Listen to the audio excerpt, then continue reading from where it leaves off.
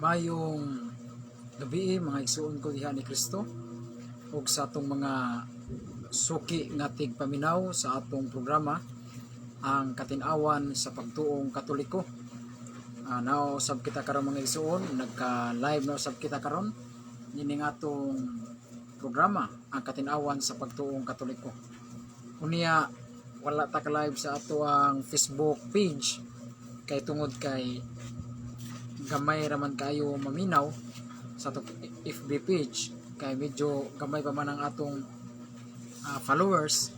Dili lang ta nag-live sa atong Facebook account aron daghang yung makadungog o makapaminaw ni ining atong atong programa sa atong sa Facebook.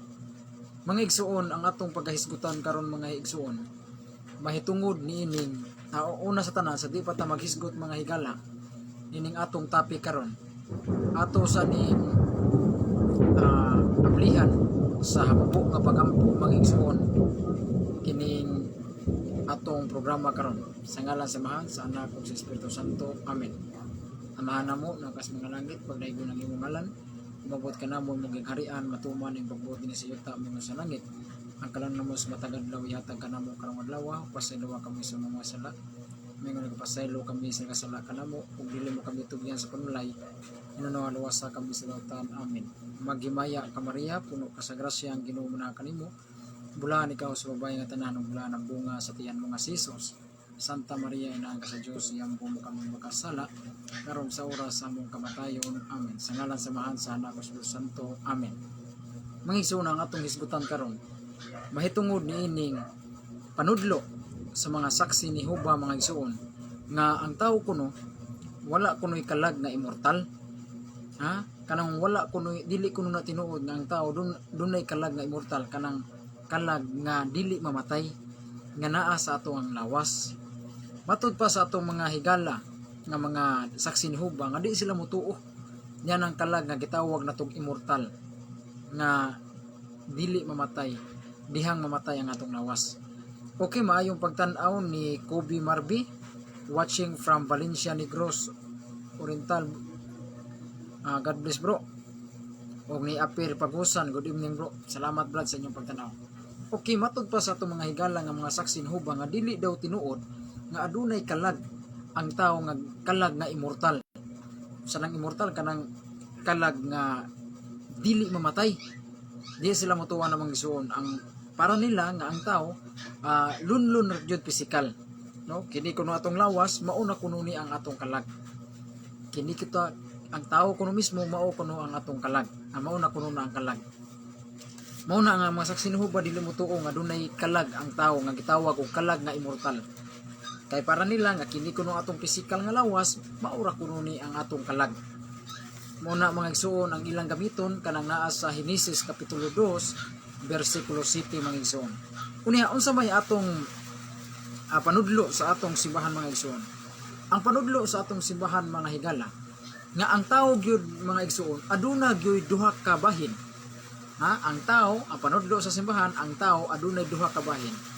Sama nang duha ka bahin, lawas ug kalag.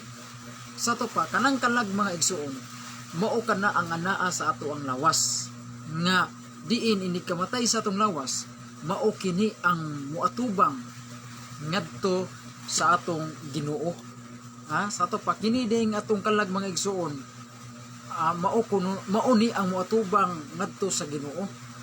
Iyan ning hukman sumala sa binuhatan nato mga igsuon dihang buhi pata.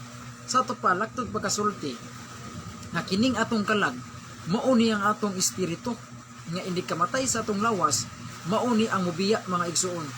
Mubiya hindi kamatay jud sa after during death, during sa kamatayon mao ni ang mubiya sa ato ang lawas mga igsuon. Mao ni ang buot pasabot ni Apostol Pablo dinhi sa ikaduhang Korinto kapitulo 5 versikulo 8. Atong basahon sa 2 Korinto kapitulo 5 versikulo 8 mga igsuon. Ingon ini atong mabasa mga higala. Ingon din kita ningon si Pablo, kita masaligon kaayo ug palabihon nato nga mabiya kita ni ining lawasan ug makiguban sa Ginoo. Klaro kay mga igsuon, matud pa ni Apostol Pablo nga kita masaligon kayo nga palabihon na to nga mamiya kita ni ining lawasa. Meaning mga igsuon, duna gyud di ay mubiya sa atong lawas. Ug unsa maning mubiya sa atong lawas mga igsuon, mao kini ang atong kalag, nga mao ra usab ang atong espiritu. Matud pa ni Pablo, tagsa-tagsa kanato mamiya gayud niining atong lawas. Nga kini nga lawas mga igsuon, biyaan na daw ni. Biyaan ni matud pa ni Apostol Pablo. Ug unsa may mubiya sa atong lawas, way lain mao kana ang atong kalag. Kanus-a kana mubiya ang atong kalag sa panahon sa atong kamatayon mga igsuon. Ang kamatayon mga igsuon mao kanay panagbulag, no? Mao kanay separation sa body and soul mga igsuon. Unya doon na batay dokumento ni ana mga igsuon? Doon na batay examples Biblia ni ana nga inig kamatay sa tao atong lawas mubiya, no? Mubiya ang atong kalag. Doon na. But pasabot nga kinining atong lawas, kining physical na to, dili ra di ay mo ra kalag mga igsuon. Doon na sa di ay kalag nga naa sa ato ang lawas. Nga diin matud pa ni Apostol Pablo, matud pas Biblia, mubiya, no? Mao kini ang mubiya sa ato ang lawas mga igsuon. Laktod pagkasulti, matud pa ni Pablo sa ikaduhang Korinto, kapitulo 5, versikulo 8, na matud pa ni Pablo nga tagsa-tagsa ka na to. Ako, ikaw, tagsa-tagsa ka na to. Mamiya ug mubiya gayud kita niining lawasa. Unsa may but pasabot ni Pablo na nga duna gyud di ay mubiya sa atong lawas. Kay niingon man siya, mamiya gayud kita niining lawasa. Sa tabang mubiya ta sa atong lawas. Ug unsa man kining mubiya sa atong lawas? Ug mao kini ang atong kalag nga maura usab ang atong espiritu. Naa batay mabasa sa Biblia nini? Naa. Atong basahon ang Henesis kapitulo 35 bersikulo 18 mga igsoon. Niya atong basahon mga igsoon. Henesis 35 bersikulo 18.